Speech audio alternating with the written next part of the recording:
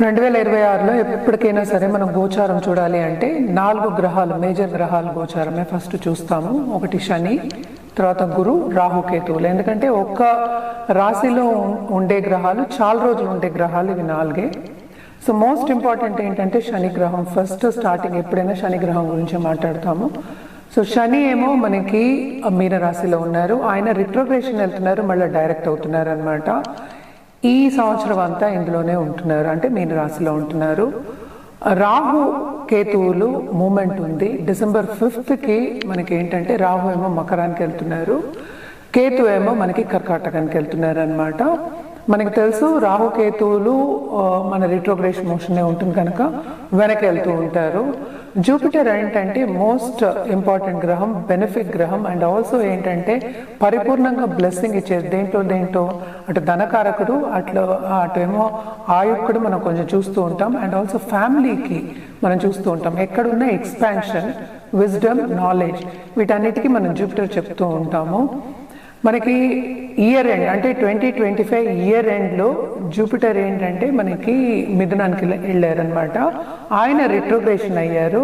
మనకి తర్వాత October 31st మనకి సింహానికి వెళ్తున్నారు.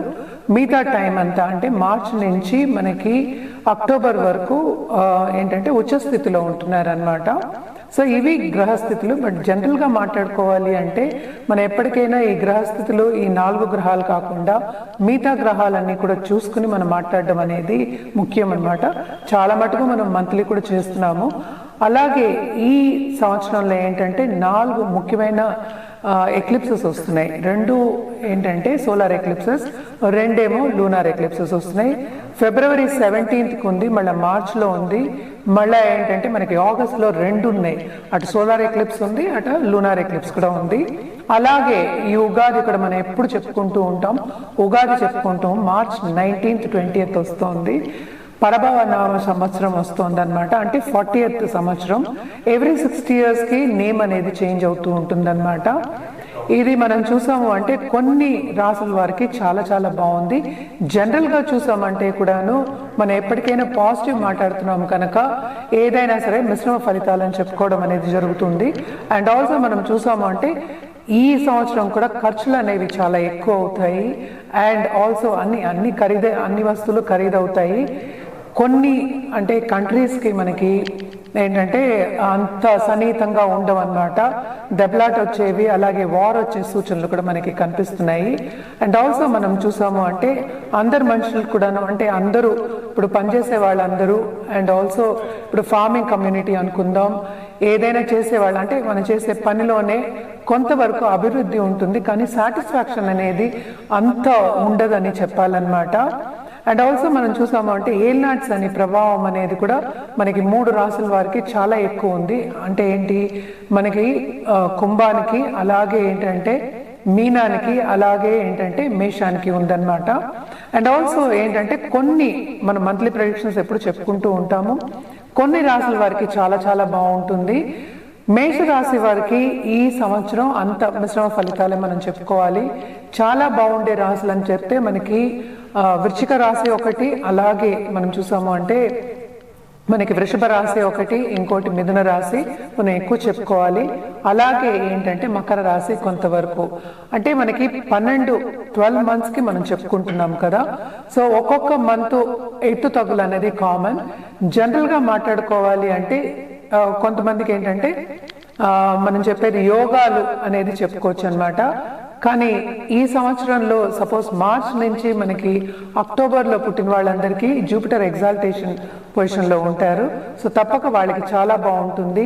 అంటే నాలెడ్జ్ గెయినింగ్ మనం చూసుకోవచ్చు. అంటే ఏంటంటే వాళ్ళకి చదువు అంటే చాలా ఇంట్రెస్ట్ ఉంటుంది, అలాగే నేర్చుకోవడం అంటే చాలా ఇంట్రెస్ట్ ఉంటుంది అనమాట. సో జనరల్గా మనం మాట్లాడుకుంటున్నాము. సో ఏ రాశుల వారికి ఎట్లా ఉందో మనం ఇప్పుడు చూద్దాం.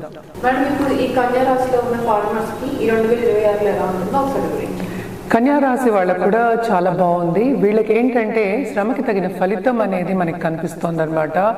సంచారం 11th జూపిటర్ సంచారం 10th and 11th జరుగుతోంది. తప్పక వీళ్ళు చేసే పనిలో అభివృద్ధి అనేది చాలా ఉంటుంది. అండ్ ఆల్సో ఏంటంటే పైకి వెళ్ళే ఛాన్సెస్ అనేవి ఎక్కువ కనిపిస్తున్నాయి అన్నమాట. అండ్ ఫార్మర్స్ అంటే ఫార్మింగ్ కమ్యూనిటీ, అలాగే ఫుడ్ ప్రోడక్ట్స్, ఫుడ్ టెక్ చేసే వాళ్ళకి అందరికీ చాలా బాగుంటుంది. అండ్ ఆల్సో ముందుకెళ్ళే ఛాన్సెస్ ఎక్కువ కనిపిస్తున్నాయి. ఏదైనా వాళ్ళు అనుకున్నది ఈ రంగంలో ఉన్న వాళ్ళు సాధిస్తారు అనేది మనకి కనిపిస్తోంది. కానీ జనరల్గా ఫార్మింగ్ కమ్యూనిటీ అంటే ఇప్పుడు వెజిటబుల్స్ చేస్తారు, లేకపోతే మెయిజ్, ప్యాడీ ఇవన్నీ కూడా చేస్తూ ఉంటారు, పెద్ద పెద్ద పంటలు పండిస్తూ ఉంటారు కదా, వాళ్ళందరికీ కొన్ని లాసెస్ వచ్చే ఛాన్సెస్ ఉన్నాయి. ఎందుకంటే మనం మాట్లాడుకునేది 12 నెలలు, అంటే ఒక సంవత్సరానికి మనం మాట్లాడుకుంటున్నాం.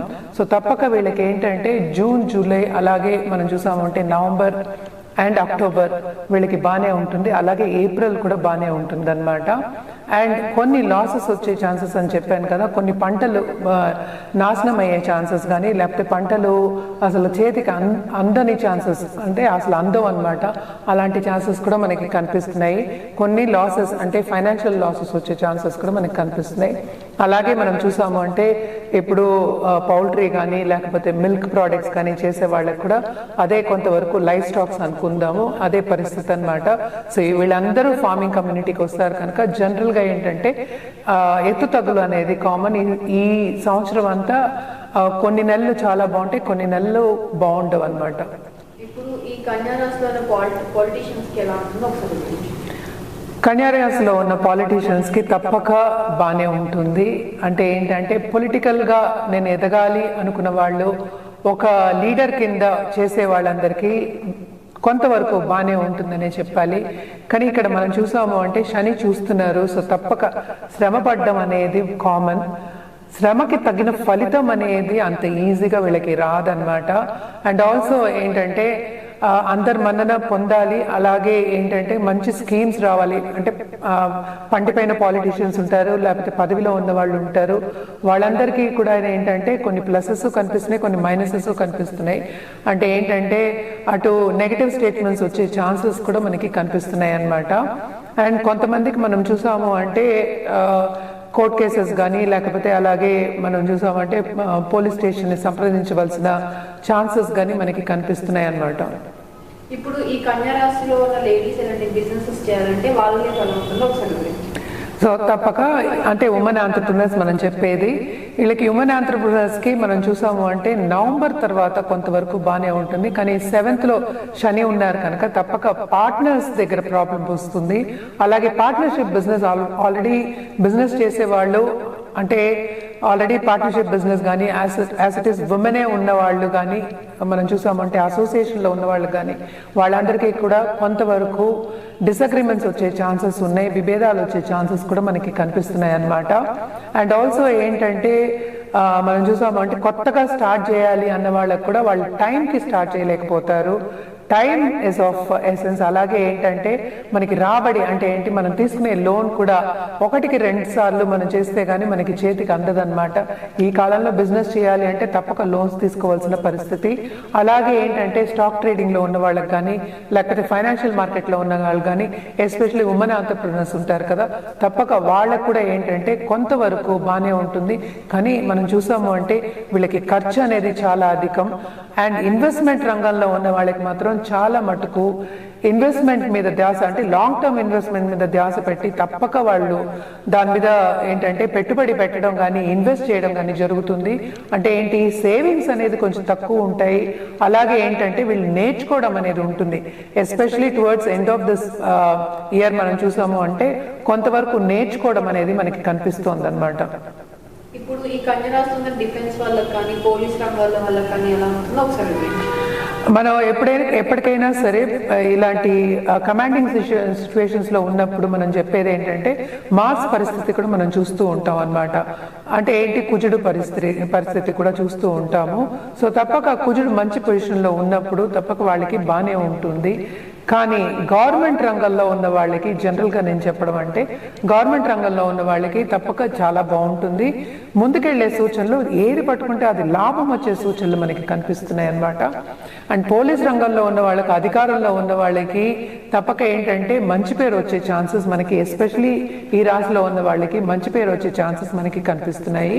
అండ్ ఆల్సో ఏంటంటే ఈ రాశికి అధిపతి మనకి తెలుసు బుధుడయ్యారు, ఆయన సంచారం కూడా మనం చూసుకున్నాము అంటే మనం చెప్పచ్చు. కానీ కొంతవరకు వీళ్ళకి మనం చూసాము అంటే టువర్డ్స్ అక్టోబర్ వరకు బాగానే ఉంటుందన్నమాట. కానీ వీళ్ళకి కూడా ఏంటంటే ఇందాక నేను చెప్పినట్టు ఖర్చు అనేది చాలా అధికం ఉంది. సో కుటుంబ పరిస్థితి వాళ్ళు చూసుకోవాలి, అలాగే వాళ్ళ పొజిషన్ని కాపాడుకోవాలంటే కొంతవరకు శ్రమ పడడం అనేది ఖాయం అన్నమాట ఈ ఇయర్లో. ఇప్పుడు ఈ కన్యా రాశిలో ఉన్న స్టూడెంట్స్ లైఫ్ ఎలా ఉంటుందో వివరించండి.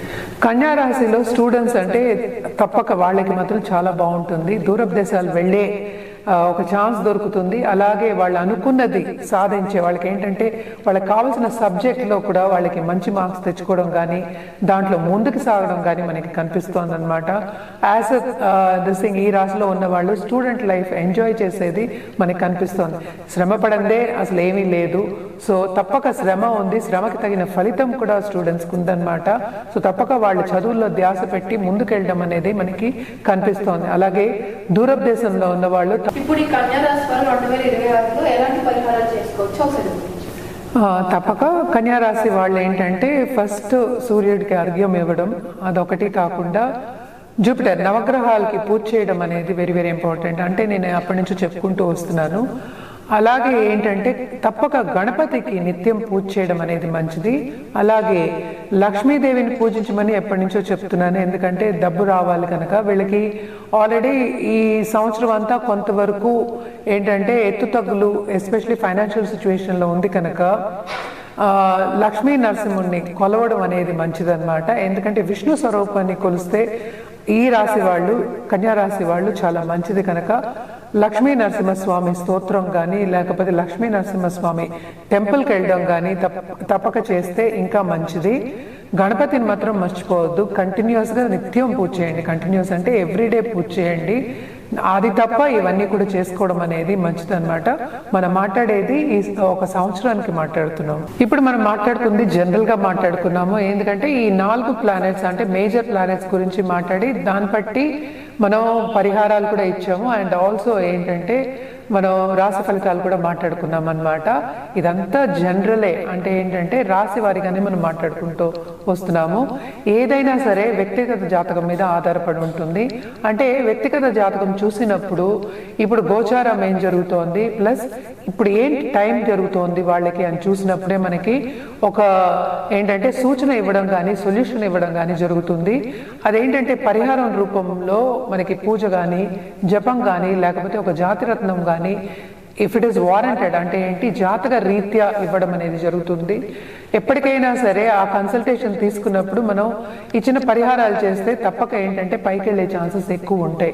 అంటే పైకి వెళ్ళడం ఏంటి, మనకి లైఫ్లో ఏం సాధించాలో అది సాధించడం అనేది జరుగుతుందన్నమాట. ఆ దిశగా నడవడం కానీ ఏదైనా ఇబ్బందులు వచ్చినప్పుడు ప్రాబ్లమ్స్ వచ్చినప్పుడు ఎలా ఫేస్ చేయాలి అని చెప్పడం కూడా జరుగుతుందన్నమాట. సో తప్పక కింద స్క్రోల్ అయ్యే నంబర్కి అలాగే ఈమెయిల్ ఐడికి సంప్రదిస్తే కనుక అన్ని వివరాలు చెప్పడం అనేది జరుగుతుంది. అంటే అపాయింట్మెంట్ తీసుకుని అంటే పరిహారాలు చేసుకోవడం లేకపోతే జాతకం చూసుకుని పరిహారాలు చేసుకోవడం అనేది ఎప్పటికైనా మంచిదే కదా. సో తప్పక అపాయింట్మెంట్ తీసుకుని జాతకం పరిశీలించుకున్న తర్వాత ఎగ్జాక్ట్ సొల్యూషన్ ఇస్తాం కనుక తప్పక కింద స్క్రోల్ అయ్యే నంబర్ కానీ ఈమెయిల్ ఐడి కానీ సంప్రదిస్తే అన్ని వివరాలు చెప్పడం జరుగుతుంది. అలాగే అపాయింట్మెంట్ ఎప్పుడు దొరుకుతుంది, ఎలా అపాయింట్మెంట్ ఇస్తాము అంటే ఆన్లైన్ కూడా చేస్తాము ఆఫ్లైన్ కూడా చేస్తాము. సో ఎలా చేయాలి అనేది చెప్పడం జరుగుతుంది అన్నమాట.